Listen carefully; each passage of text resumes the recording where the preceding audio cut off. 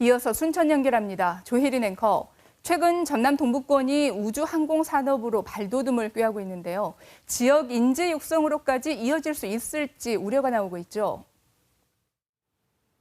최근 한화 에어로스페이스가 순천에 발사체 단 조립장을 건립하기로 하고 고흥에 우주 국가산단도 지정되면서 전남 동부 지역이 우주항공산업 발전의 호기를 맞았습니다.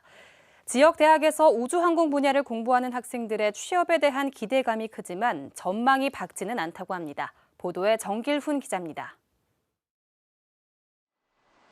오는 24일로 예정된 누리호 발사에 처음으로 참여하는 한화 에어로스페이스. 앞으로 500억 원을 투자해 순천에 발사체 단 조립장을 건립합니다. 우주산업 국가산단으로 지정된 고흥군. 오는 19일 한화와 발사체 핵심 부품 제조 시설에 대한 투자 내용 등이 담긴 업무 협약을 체결할 예정입니다.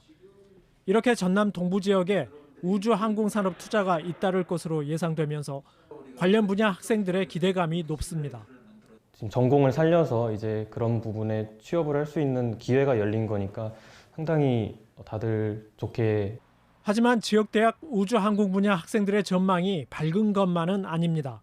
순천대는 학령 인구 감소에 따라 내년에 기계우주항공공학부 모집 정원을 기존 58명에서 45명으로 축소합니다. 한국항공우주산업 카이를 중심으로 우주항공 인력 양성 MOU까지 체결한 경상남도나 창원시와 달리 전라남도 등 자치단체들의 인재 양성 노력이 부족하다는 지적도 나옵니다. 상대적으로 창원이나 타 지역에 비해서 상당히 지자체 지금까지 관심도는 좀 적었다고 봅니다.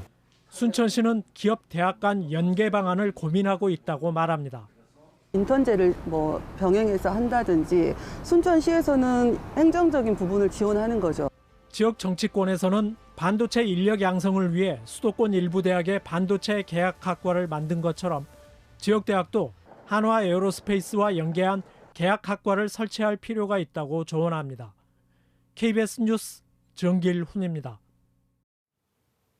최근 사측과 임금 인상에 합의한 비를라카본 코리아 사내하청 노조가 오늘 여수시청 앞에서 기자회견을 열고 여수 시민들의 지지와 격려로 총파업 투쟁에서 승리했다며 감사의 뜻을 전했습니다.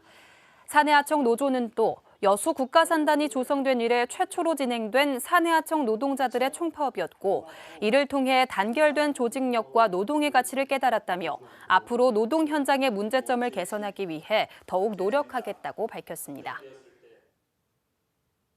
전라남도 교육청이 지난 10일 발생한 여수 한 초등학교 강당의 벽체 구조물 낙하 사고를 계기로 전남 지역 모든 학교에 대한 특별 안전점검을 벌이기로 했습니다. 도 교육청은 전남 지역 다목적 강당 775곳을 대상으로 긴급 점검을 벌여 위험 요소가 확인될 경우 정밀 진단을 진행할 계획입니다. 이에 앞서 지난 10일 여수의 한 초등학교 강당에서 벽체 구조물이 떨어져 교사와 학생 등 14명이 다쳤습니다. 지금까지 순천에서 전해드렸습니다.